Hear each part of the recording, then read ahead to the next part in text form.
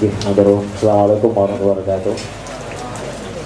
Buatan nyongko Pak, tidak nyangka sama sekali bisa bertemu dengan Kak Anom, Mas Abang dan teman-teman Mas Agus di sini.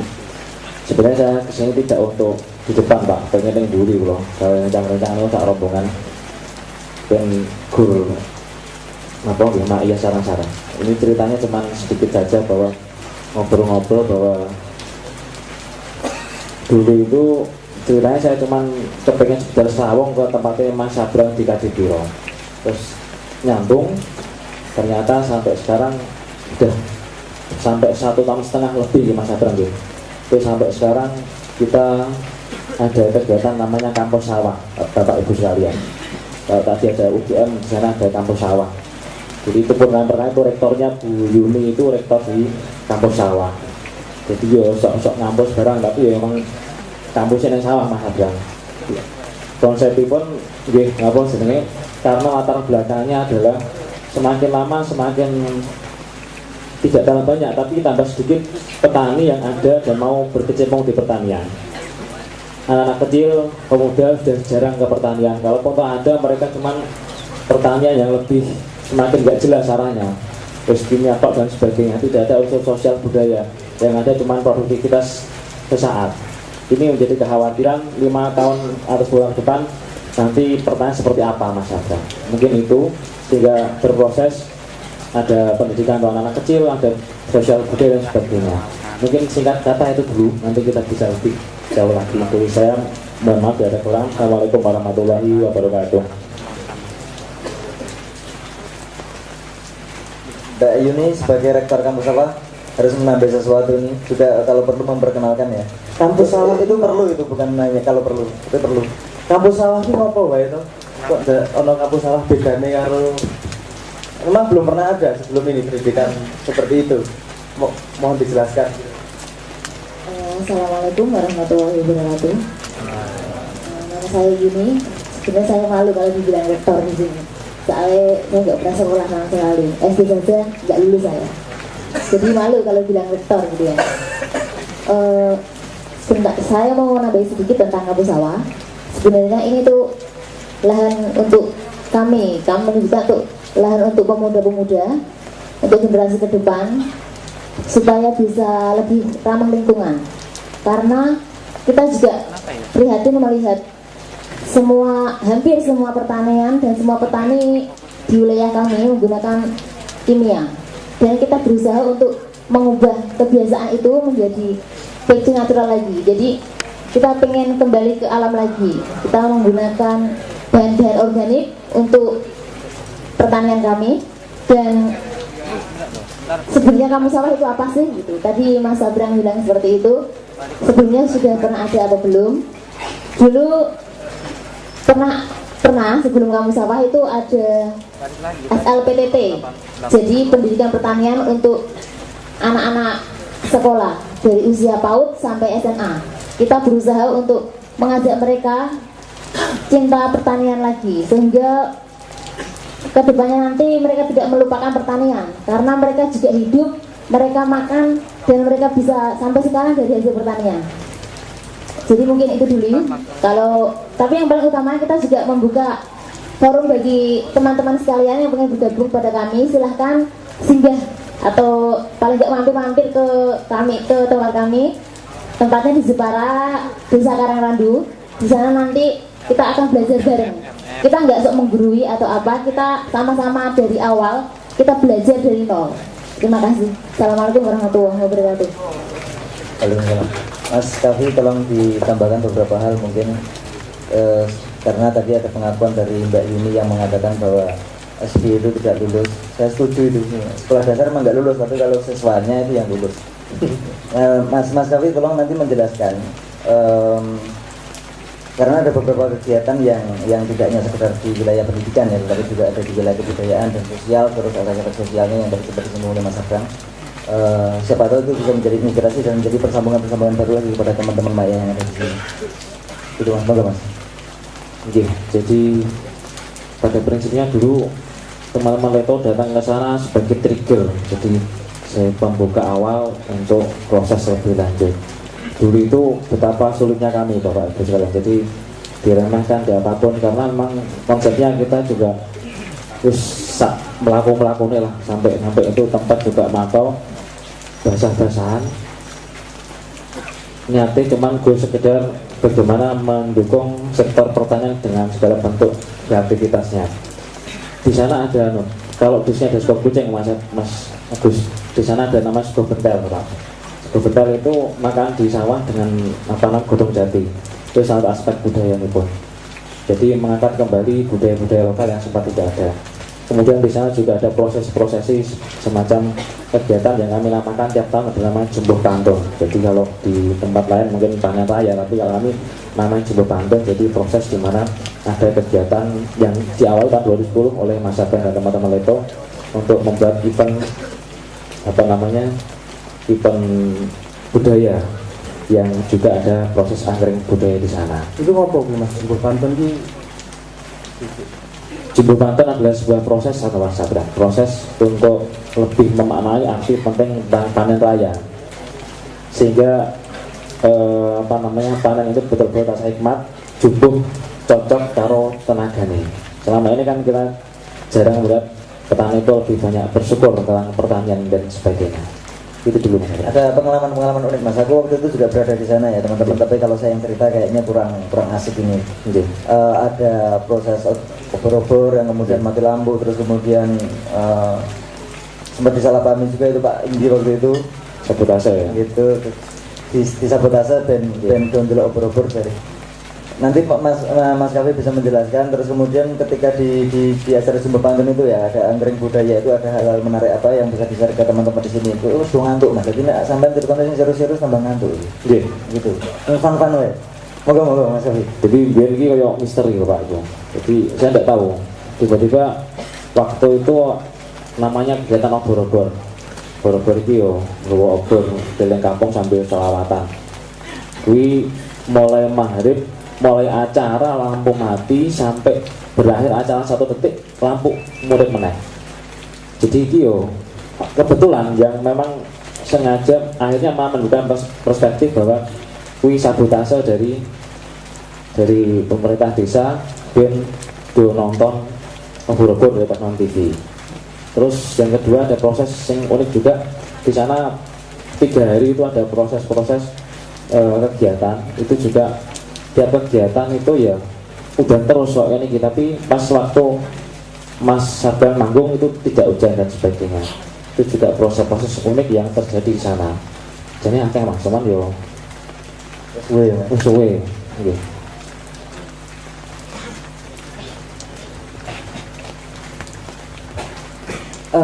Kampus sawah itu jadi ngajak anak-anak kecil ke sawah tandur meneh gitu Mas ya?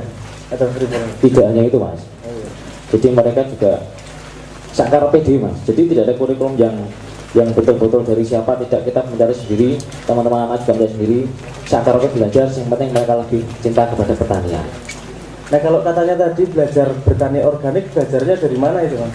Alhamdulillah Mas, ini kayak kemarin ini dari teman-teman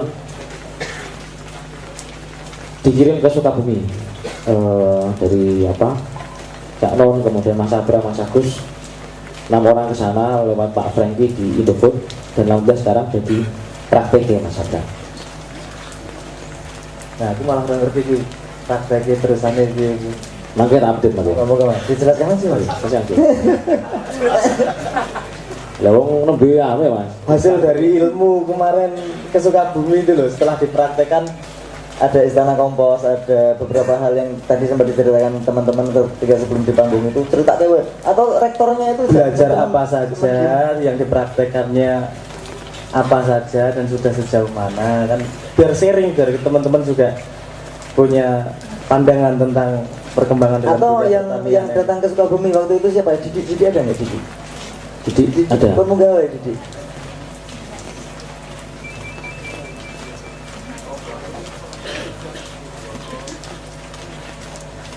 Tolong dibantu Mas Kavi menceritakan pengalamanmu ketika belajar di Sukabumi, terus kemudian hasil dari itu ke Karangrandunya untuk dimanfaatkan sebagai apa? Coba. Assalamualaikum warahmatullahi wabarakatuh. Matur suwun sangat Mateng sedanten. Saged rawuh wonten Maya dan iki. Dan Sukabumi niku alhamdulillah kula rencang 6 niku belajar tani organik. Niku napa? Basa Jawa ya udah mudeng iki, ta apa? Nggih. Untuk perkembangan secara lebih lanjut di mana pertanian di Desa Karadu dan wilayah sekitarnya untuk lebih maju, di mana alhamdulillah sejauh ini ilmu yang kita dapat dari Sukabumi, alhamdulillah kita sudah mendirikan istana kompos, dan proses selanjutnya kita sudah melaksanakan kegiatan tersebut, di mana kita sudah tidak menggunakan pupuk secara kimia tapi menggunakan secara organik, di mana semuanya kita penuhi dengan bahan-bahan yang ada di sekitar lingkungan kita. Tadi pagi alhamdulillah kita sudah tandur, sudah menanam bibit padi, menanam secara organik. Untuk semuanya saya minta pangestu sedanten, mugi-mugi angsale bismillah dari awal untuk lebih lanjut, lebih baik untuk memajukan pertanian di Indonesia khususnya dan melebar ke seluruh dunia. Wassalamualaikum warahmatullahi wabarakatuh. Terus bersalam ya? Iya, disambung meneh mboten apa. Istana kompos tolong dijelaskan Bi. Itu apa itu? Istana kompos itu apa, terus gimana proses ya, kelanjutannya terus mau tak wae ilmu ngono lho. Nggih. Istana kompos proses untuk memberikan suatu lahan untuk lebih baik, lahan tersebut untuk menanam padi, di mana di sekitar lingkungan kita banyak sekali kotoran-kotoran hewan yang mungkin sekarang tidak ada yang istilahnya ngurusi, semuanya pada jijik dengan itu, tapi semua itu banyak sekali manfaatnya. Kita terapkan untuk menyuburkan tanaman, di mana kita membuat suatu rumah kompos. Disitulah kita proses penumbukan itu kotoran hewan, dan kita buat mol PUC, pupuk organik cair, untuk proses pembuatan kompos. Dan alhamdulillah sekarang sudah berhasil, dan kemarin kita tebar 3 ton ke ladang kampus sawah, dan alhamdulillah hasilnya sangat baik sekali.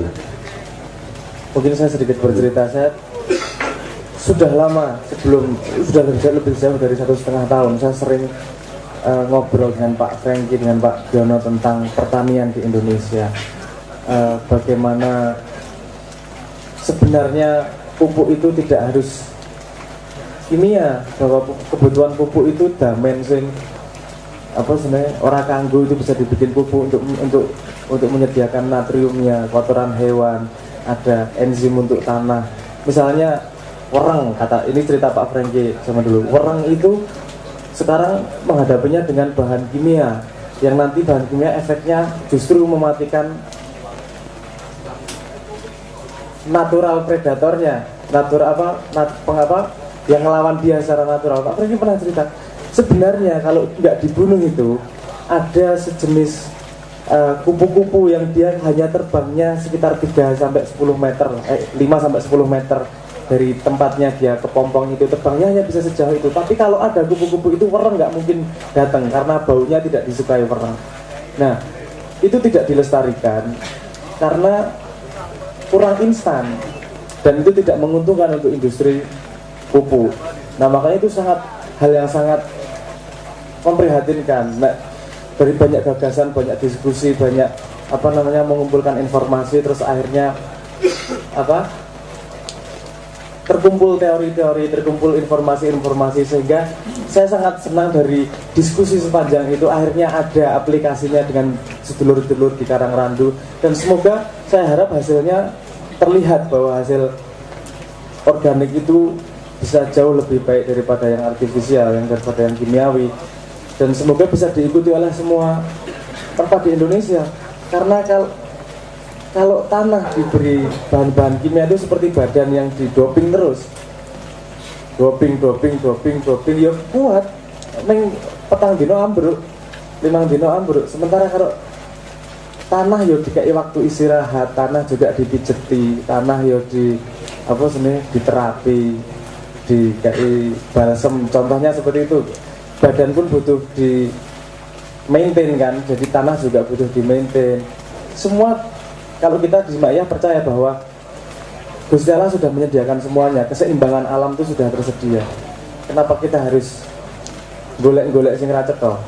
Karena di sekitarnya di situ pasti ada. Nah itu yang kita gali. Itu tidak mungkin Indonesia sudah segini lama pengalamannya bertani, sudah menyebarkan pertanian ke seluruh dunia tanpa punya kedalaman teknologi dalam bertani yang sangat ampuh sehingga bisa bertahan segini lama.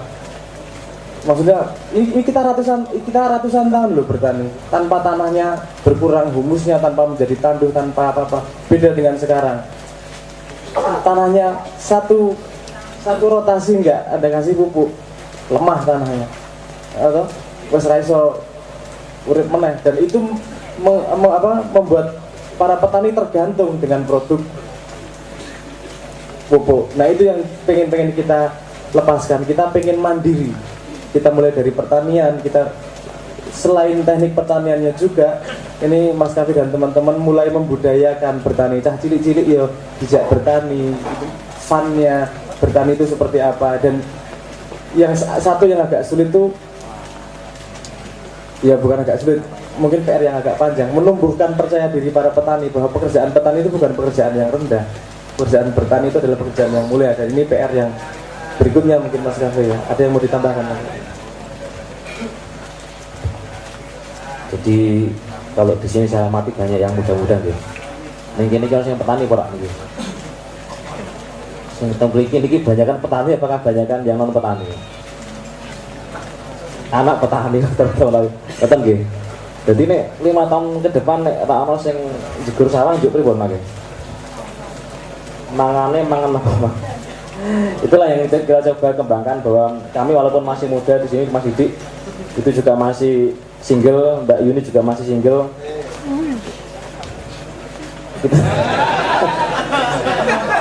Itu juga tidak malu kalau jegur sawah ya ora malu kok. Jadi nggak salah, dan juga kita juga juga seneng. Yang sawah ini enak loh, jadi seger. Jadi saya banyak acara, banyak cerita biar nanti bisa dipraktekkan sendiri. Jadi bagaimana nanti nek jenengan mboten ten sawah njuk mangke pripun Indonesia nih mangke. Mungkin dunia ya Mas Abang ya. Itu saja yang dari kami menjadi latar belakang khusus tentang bagaimana menumbuhkan kebanggaan kepada petani dan pertanian. Sekian Mas Abang. Sebentar Mas, ada sedikit tambahan yang single lagi. Kita panggilkan juga rekan kita, Mbak Zul. Ini murid kampus sawah, bisa ditanyakan nanti apa yang dialami dan pengalaman seperti apa yang dia dapatkan. Mohon Mbak Zul bisa maju. Iya. Moga Mbak Zul, maju Mbak Zul. Saya sambil sampean maju, saya tak sebagai wong tua tak ngandani cah-cah nom.